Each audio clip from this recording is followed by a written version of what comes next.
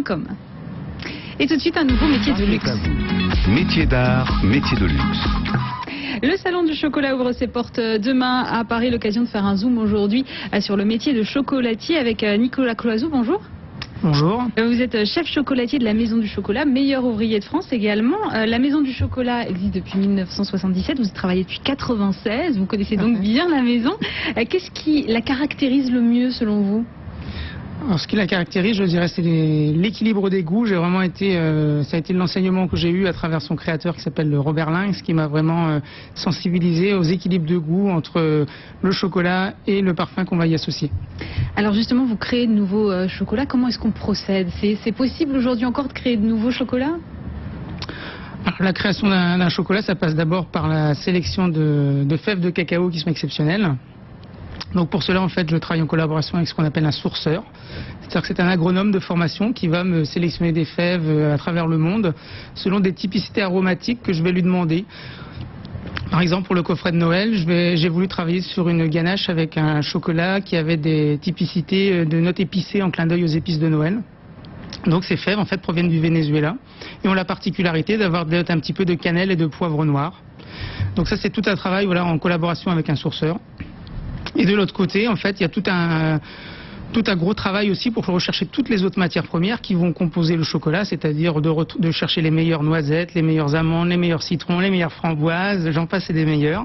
Ouais. Voilà. Donc voilà, c'est un travail énorme en fait. Déjà, avant de commencer le produit, il y a déjà un gros travail en amont en fait de sélection pour avoir vraiment les meilleurs produits qui soient. En fait, quand on vous écoute, on a un peu l'impression que c'est comme en vin. Il faut affiner les accords. Voilà, tout à fait. Et d'ailleurs, on a des langages qui sont très proches du vin, parce que quand on déguste un chocolat, on parle toujours du début de bouche, du milieu de bouche, du fin de bouche. On parle de notes de chocolat qui ont des notes de fruits rouges, qui ont des notes de fruits jaunes, qui ont des notes de fruits secs, de grillés, enfin, etc. On parle d'astringence, d'acidité, d'amertume, d'âcreté. Et justement, il y a des tendances, j'allais dire, en matière de chocolat. Notre goût évolue petit à petit. Alors moi, en 18 ans de maison, je me rends compte quand même, oui, qu'on va plutôt vers des chocolats qui sont plus forts en cacao, qui sont moins sucrés, qui sont moins gras. On va aussi vers des chocolats qui sont plus petits. Donc ça, c'est vraiment une tendance de fond. Hein. Et à quoi il ressemble votre chocolat préféré à vous ? Mon chocolat préféré, c'est le chocolat de demain. Celui que vous n'avez pas encore inventé ? Voilà, tout à fait. Et pour Noël, donc vous disiez, vous allez présenter des créations particulières ? Alors en fait, je travaille un petit peu, on va dire, comme dans la haute couture, parce qu'en fait, je sors des collections. Donc en fait, j'ai 3 grandes collections dans l'année. J'en ai une pour Noël, j'en ai une pour la Saint-Valentin et j'en ai une pour l'été. Et donc pour Noël, en fait, je travaille sur une thématique où je prends un symbole fort de Noël. Alors là, en l'occurrence, cette année, j'ai pris le sapin, en fait, qui est vraiment mon fil conducteur. J'ai choisi le sapin parce qu'en fait, je trouve que c'est vraiment un symbole très fort de Noël, qui est très fort dans le sens où c'est l'endroit où on met les cadeaux, c'est l'arbre que chacun décore, donc c'est vraiment chacun son plus bel arbre finalement, parce que chacun le décore comme il a envie. Donc voilà, c'est vraiment un symbole très fort, donc je suis parti de ce symbole-là.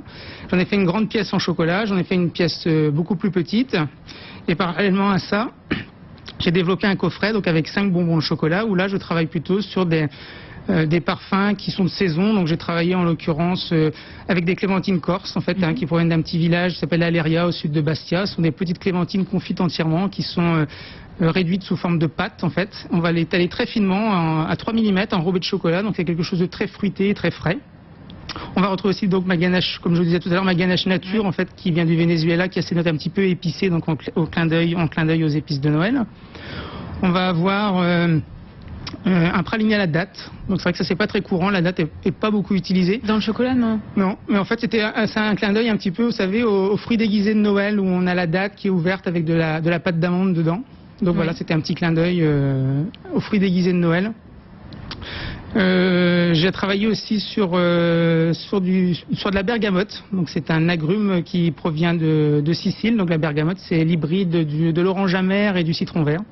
Donc on a un côté très frais que j'ai associé en fait avec un praliné noisette qui est plutôt doux et rond, et donc on a une belle association entre le côté acidulé fruité et le côté doux et rond. Donc on a vraiment un contraste en fait qui est très agréable en bouche. À vous écouter parler, on a l'impression que c'est vraiment tout un jeu de nuances. Vous travaillez, j'imagine, à transmettre ce savoir-faire aussi. Vous avez des apprentis. C'est quelque chose qui vous tient à cœur ? Alors, donc au sein de la Maison du Chocolat, il y a un atelier de production. Donc là, on va vraiment fabriquer mes recettes une fois que je les aurai validées, créées. Donc là, on va avoir des apprentis qui vont être en production. Et par contre, donc on a un service création, donc là où on va dire je dirige ce service création, où en fait nous sommes 3 personnes, et où là vraiment c'est de transmettre vraiment toute mon expérience.